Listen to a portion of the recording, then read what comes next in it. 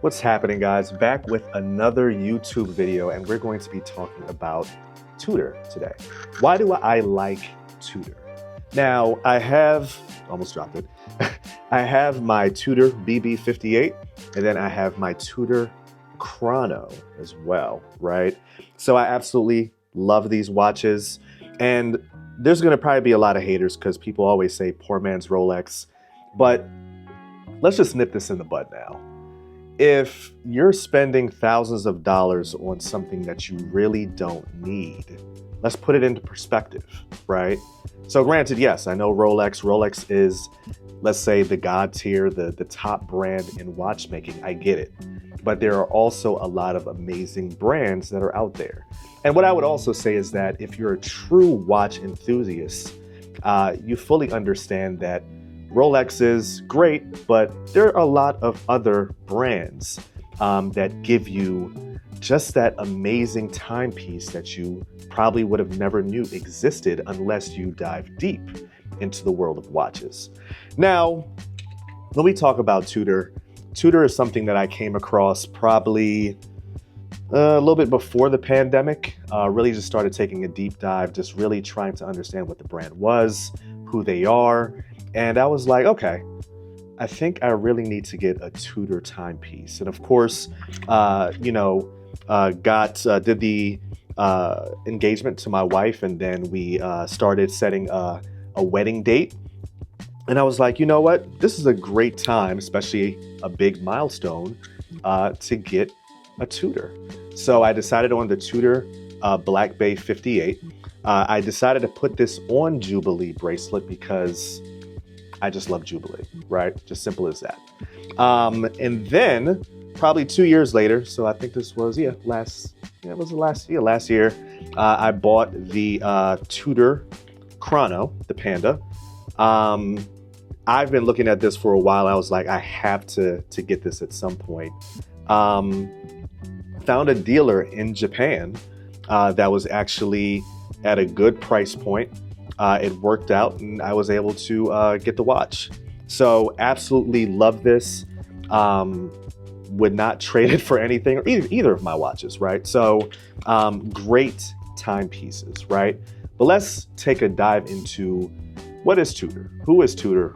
Why did they create this brand? Why did Hans Wilsdorf create this brand, which is the sister company of Rolex, right? So let's take a little dive into the company.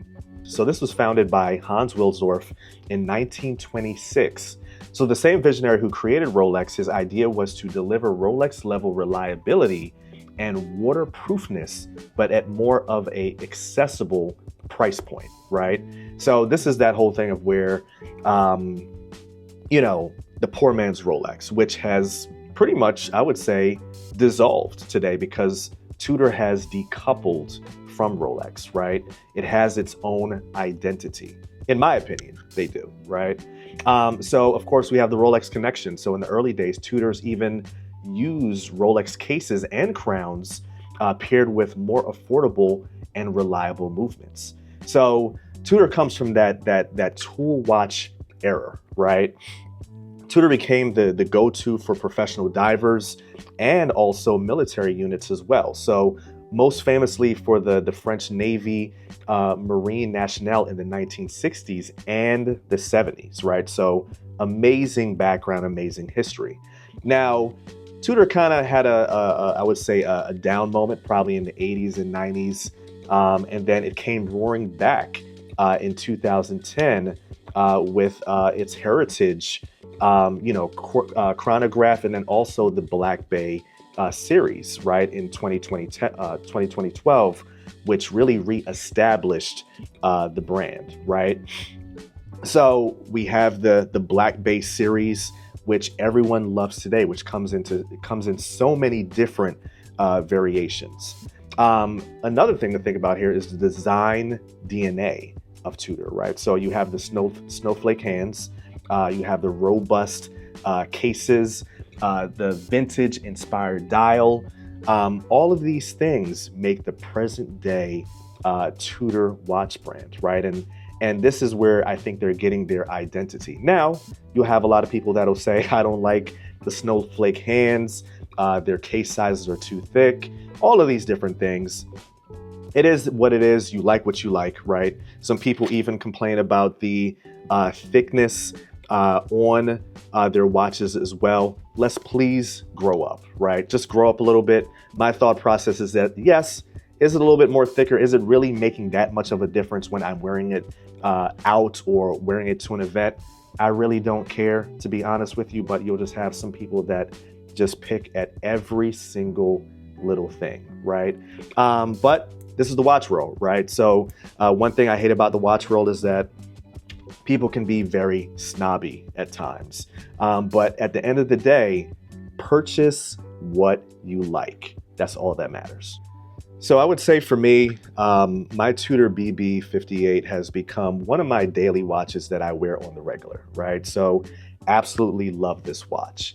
What I would say is that I would not recommend buying this watch brand new. There is a lot of Black Bay 58s on the secondary market, so I would recommend that.